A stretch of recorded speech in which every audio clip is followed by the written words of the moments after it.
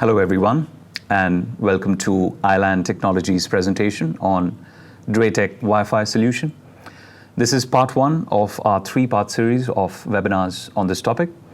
My name is Java, and I'm the resident technical sales specialist at Island Technology.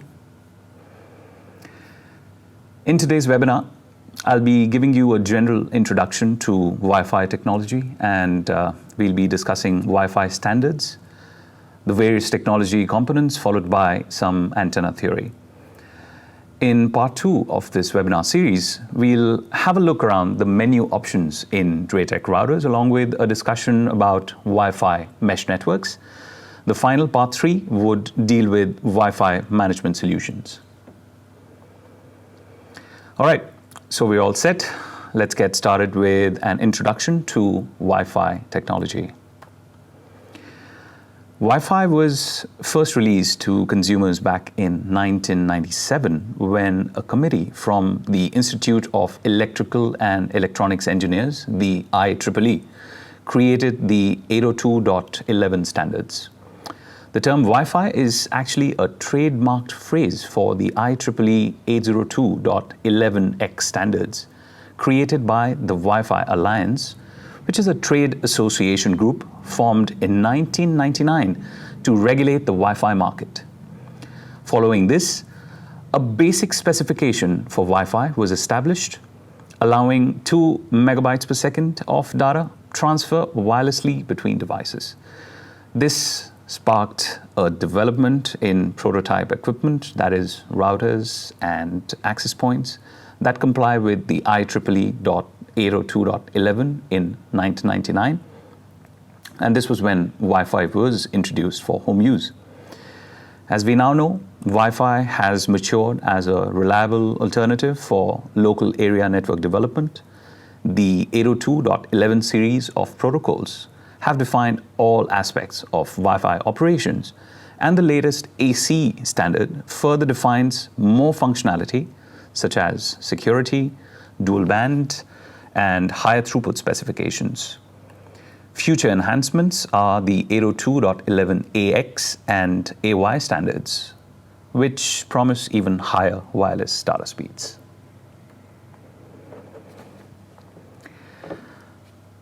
Demonstrating the importance of Wi-Fi technology in our daily lives, free public Wi-Fi hotspots provided by businesses and local municipal councils are now available almost everywhere.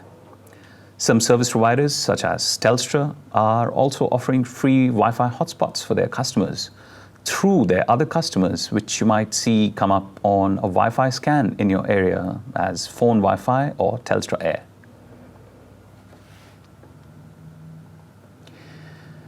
One statistic forecasts that the number of mobile devices is likely to grow to 16.8 billion in 2023, which will be almost double the world's population. Isn't that impressive? As we know, there are many advantages to Wi-Fi. The first and obvious ones are accessibility and the tremendous ease of use. There is no need for fixed cabling, making for much simpler installation with lower setup costs. It allows multiple devices to share the same internet connection, as well as share files and other resources. Portable devices like your laptops, tablets, and mobile phones can move around within the network area. Accessing files and other resources on the network can be done without having to plug a cable anywhere. Then there's the obvious monetary savings by removing the need to install cabling inside walls. And it's also easier to add new devices to your network since no new cabling is needed. It's a great marketing tool. Many businesses provide free Wi-Fi to attract more customers, and wireless networks can be made to handle a large number of users easily and at a lower cost since they are not limited by a specific number of fixed connection points. Instant transfer of information to social media is made much easier. For instance, taking a picture and simply uploading it to your Facebook can generally be done much quicker with wireless technology. Are there any disadvantages? Yes, sure. Since Wi-Fi technology is a shared medium, it generally delivers slower speeds, especially as more users and more devices are added to your network. The speeds of a wireless connection is usually much slower than a wired one. Signal strength can also be an issue, as everyday obstacles like your walls and doors and furniture interfere with it. A router with Wi-Fi capability is generally more expensive than one without it, or if you need to purchase additional access points. But there's the obvious upside that you're saving money and not having to run LAN cables and installing network switches, which usually cost a bit more. There might be a bit of a learning curve, since setting up a wireless network can sometimes be slightly difficult for people who aren't experienced with computers. There's new tricks to learn, such as setting up an SSID or security parameters to stop unauthorized access, compared to simply plugging an Ethernet cable into a PC. Wireless networks are generally considered less secure, which can cause problems with your neighbors stealing your internet or allowing information to be easier to hack into.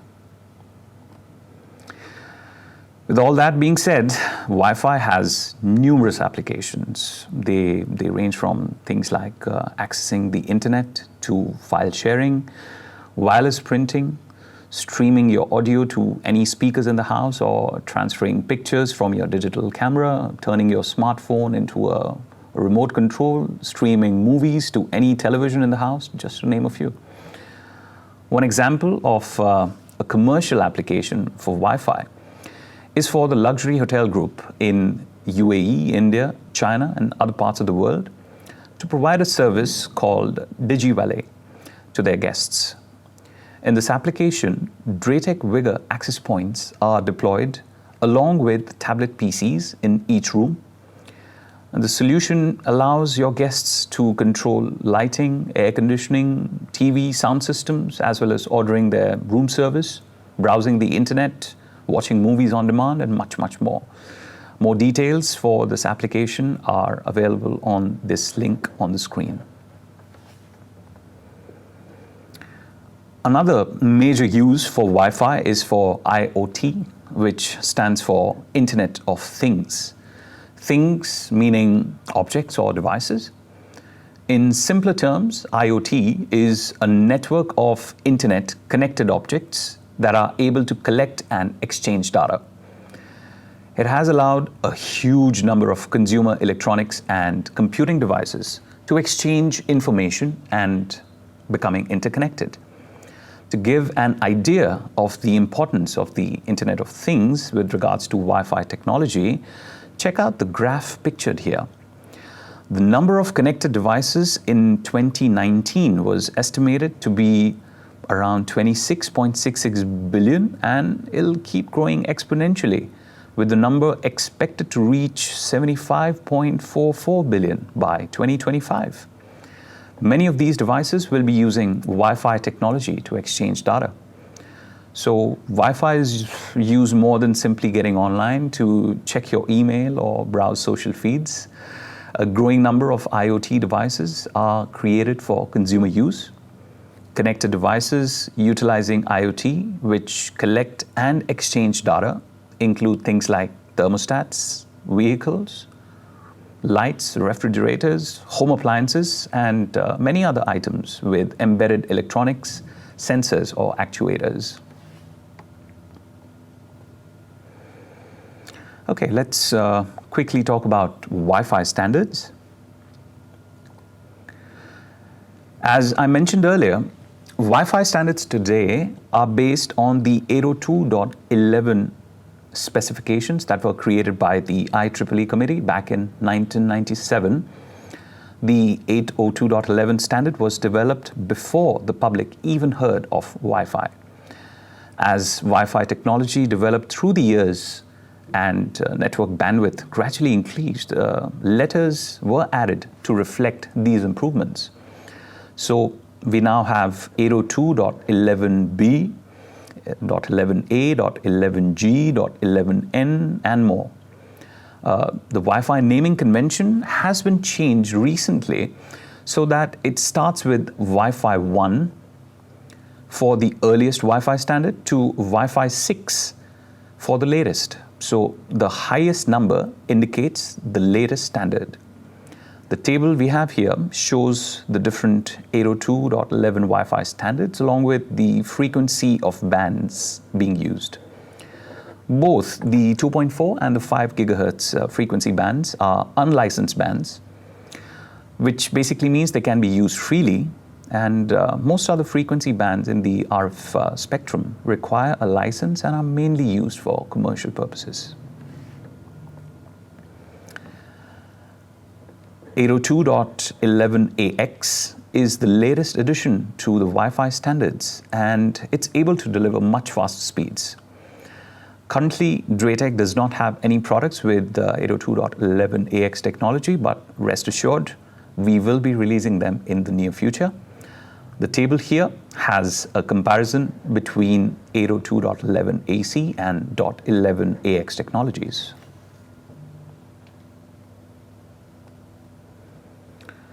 Moving on to wireless technology components. MU-MIMO, which is basically multi-user, multi-input, multiple output.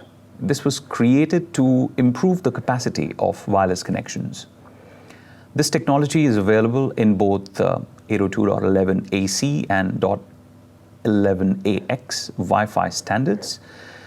It's super useful for environments where multiple users are trying to access a wireless network at the same time. It allows multiple frames to be transmitted to different receivers at the same time while on the same channel, using multiple streams to provide greater efficiency. And this basically provides spatial diversity by transmitting unique modulated data streams to different clients simultaneously. Spatial streams are basically multiple data streams which are transmitted at the same time, usually on the same channel but via different antennas. Additional antennas allow for the transmission and reception of multiple simultaneous data streams. Wave 2 MU-MIMO was introduced in 802.11ac Wi-Fi, which is available in the current range of DrayTek AC wireless routers and access points. For instance, the DrayTek 2862 AC router supports 4x4 MU-MIMO, which means that it can have 4 spatial streams that are simultaneously servicing 4 Wi-Fi clients. By default, the 2.4 gigahertz frequency band uses a 20 megahertz channel width. This is wide enough to span one channel. A 40 megahertz channel width will basically bond two 20 megahertz channels together, which allows for greater speed and faster transfer rates. Talking about channel separation, since each frequency band uses a 20 megahertz channel width and occupies 22 megahertz in the RF spectrum, there's an overlap of each channel in the 2.4 gigahertz band, as is shown here. Channel separation occurs every 5 channels, so to avoid interference between adjacent access points, it's recommended to configure the wireless channels to be 5 channels apart.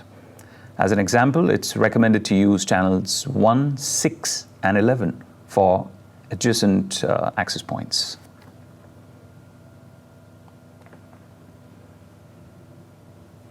Moving to beamforming.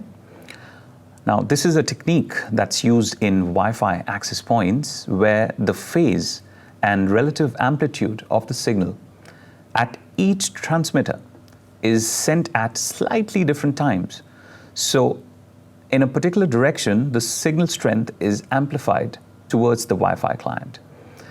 A simple analogy of this would be where you throw 2 rocks into a pond. You'll see water waves emanate in all directions from where the rocks entered. Where the waves come together, there is a stronger or a bigger wave that is a beam So throwing rocks into the pond at different times effectively changes the direction of the strongest wave.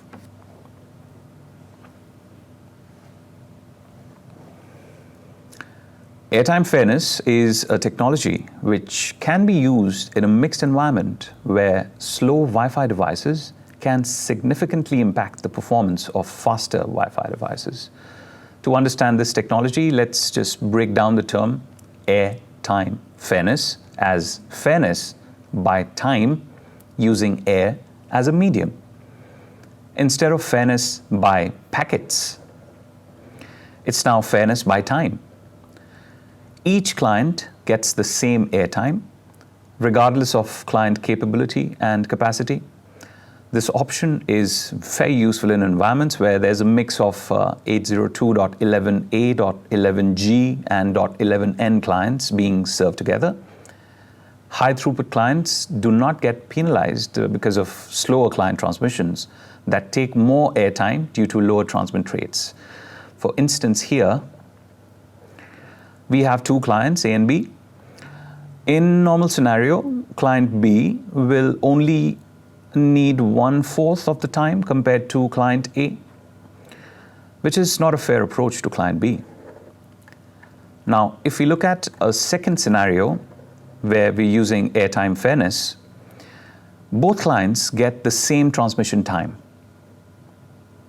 And because client B is faster, it can now transmit 4 times as fast compared to client A. The slower client A remains unaffected and still transmits the way it was doing before. Network performance will now improve. You'll see a definite increase in speed and a higher number of users. It's important to note here that dual band devices, the airtime fairness settings in the 2.4 GHz Wi-Fi band is independent of the 5 GHz band.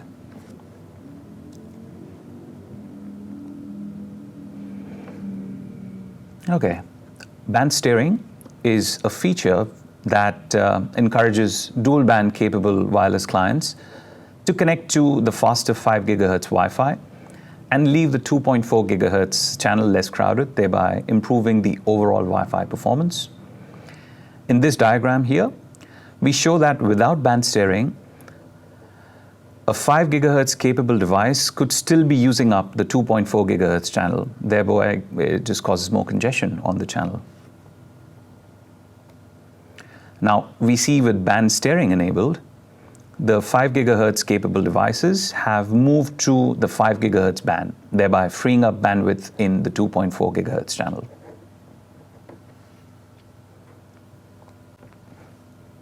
Here's a nice little video that'll explain airtime fairness and band steering in more detail.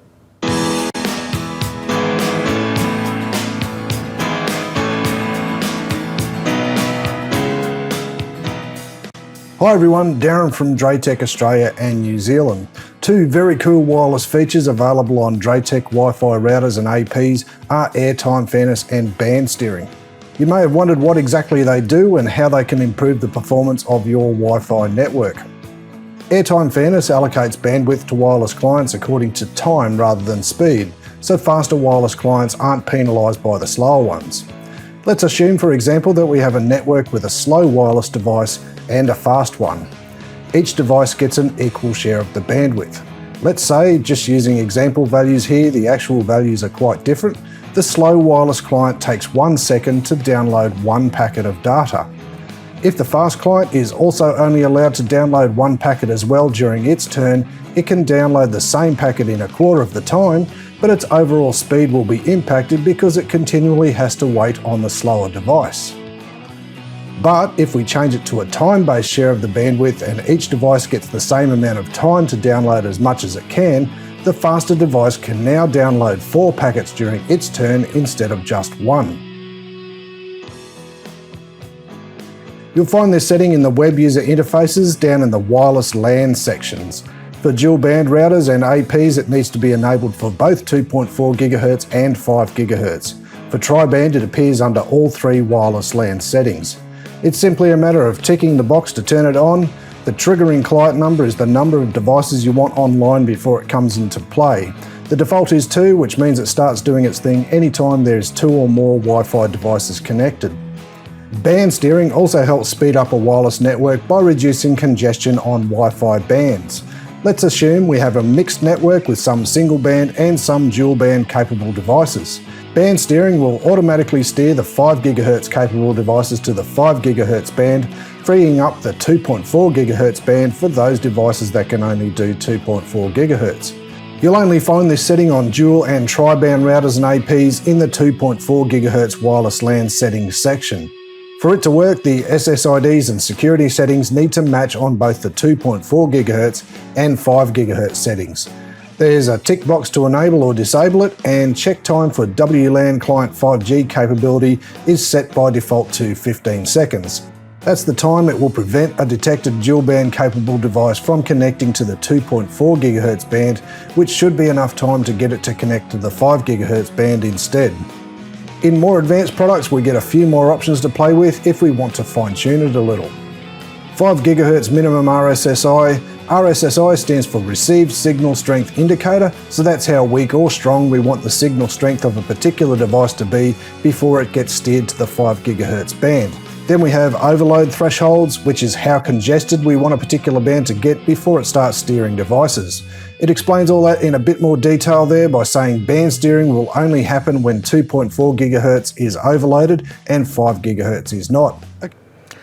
All right, hope you found that useful and super informative.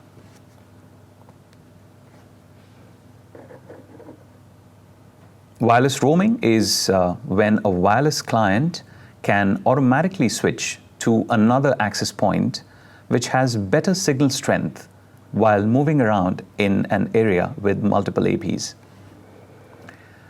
In traditional roaming, the wireless signal handover is a decision that's generally made by the wireless clients.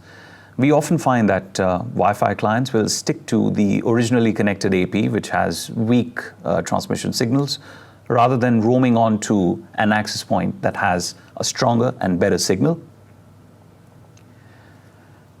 DrayTek Vigor access points provide AP-assisted client roaming, which basically assists wireless clients to roam more effectively. Network administrators can set up conditions related to RSSI or link rate to simply kick out wireless clients with poor signal and help them transfer to another access point with a stronger signal.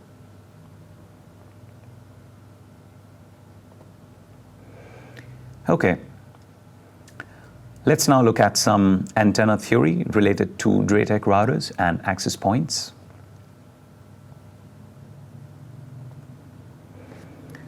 The first antenna type we look at is the omnidirectional antenna.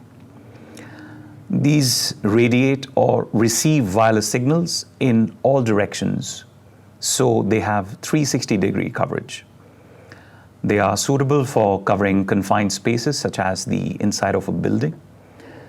Pictured here are some examples of omnidirectional antennas, both dual band and single band, that are used with DrayTek wireless routers and access points.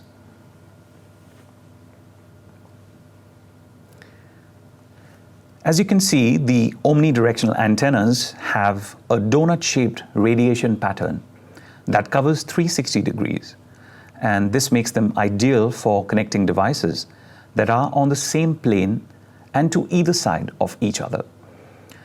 As you can see that for a vertical omnidirectional antenna, the radiation is spread out in a horizontal pattern, which makes them well suited for devices located on the same floor in a building. The floors that are located above and below will see reduced signal strengths.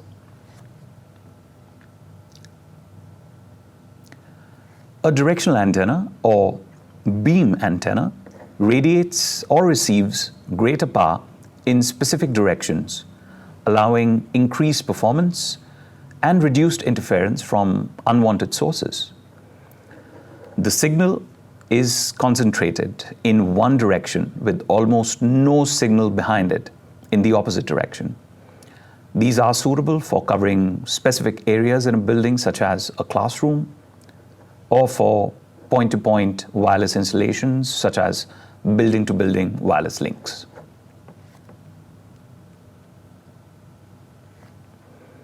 One example of a directional antenna used with DrayTek wireless routers and access points is the ANT2520, as shown here.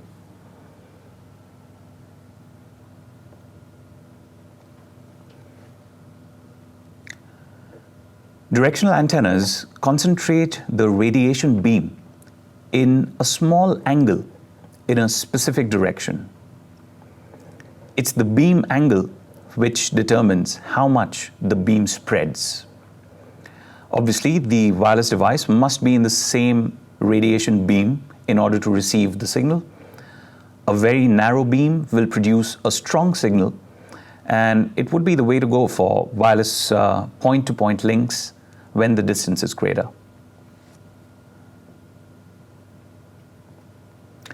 Talking about antenna gain, in a transmitting antenna, gain describes how well the antenna would convert input power into radio waves headed in a specific direction. In a receiving antenna, gain describes how well this antenna would convert radio waves arriving from a specified direction into electrical power.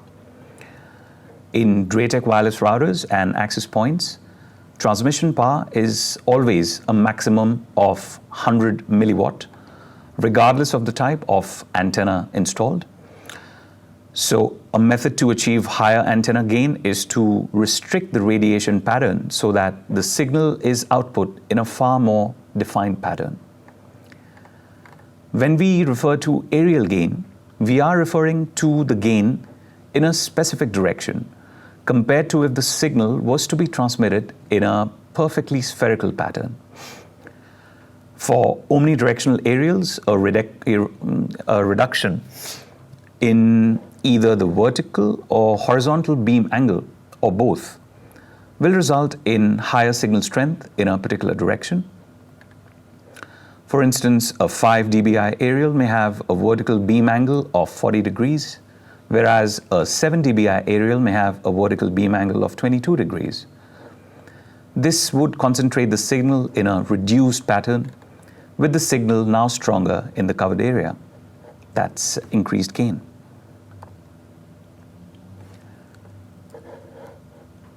These diagrams illustrate how radiation beams go further when the beam is narrowed.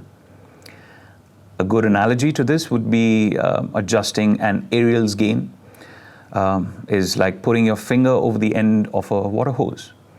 The same amount of water is still flowing, but by restricting the outlet size with your finger, the jet becomes more concentrated.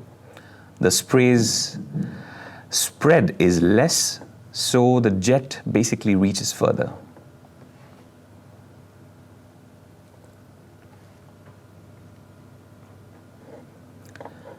Antenna diversity is also known as space diversity or spatial diversity. Wi-Fi signals are often not received within line of sight and instead are reflected along multiple paths before finally being received. Each of these bounces can introduce phase shifts, time delays, attenuations, and distortions that can destructively interfere with one another at the receiving antenna, even if the signal strength itself remains strong. Antenna diversity is a method where a wireless router or access point monitors the signal strength at each antenna and automatically uses the one with the better signal. This does require the use of more than one aerial so that the signal can be received from a different position. By observing the same received signal from 2 or more locations, the wireless device can determine any changes which may have taken place in transmission by comparing the differences and deducing a more accurate signal.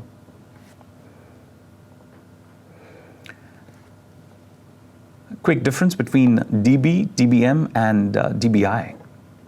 dB is decibel. It's the difference, that's gain or loss, between 2 power levels.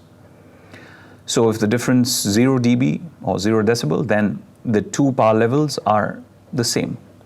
A 3 decibel gain is doubling in power, but the scale is logarithmic, it's not linear. So a 6 decibel gain is a 4-time multiple.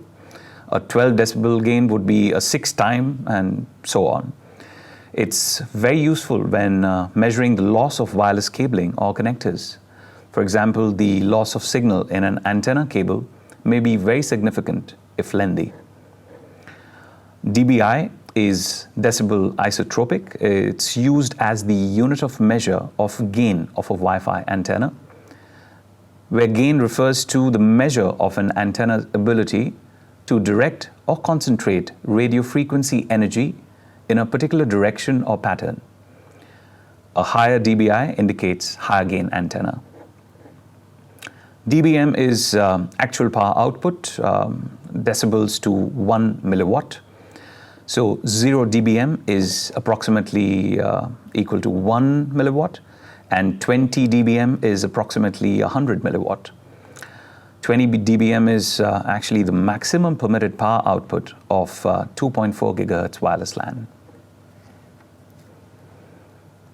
All right. Well, that was our session today. So, in summary, we discussed Wi-Fi solutions in DrayTek routers, which was the first of our 3-part series. And today's presentation covered a basic introduction to Wi-Fi technology, including a tad bit of history and some Wi-Fi applications. We had a look at wireless standards, the technology components, and antenna theory. As I mentioned earlier, in part 2 of this webinar series, we'll have a look around the menu options in DrayTek routers, along with the discussion about Wi-Fi mesh networks. And the part 3, is going to deal with Wi-Fi management tools. More information about DrayTek products are available on our website. That's www.draytek.com.au. Or you can simply send us a mail at sales@draytek.com.au. Or simply give us a call. 0298 38899 is our number. Don't forget to like and subscribe below. And if you'd like a notification of new Premiere videos we're about to launch, or anything we put up on our YouTube channel, simply give the bell icon a like. Thanks, and bye-bye for now. Hope you enjoyed the session.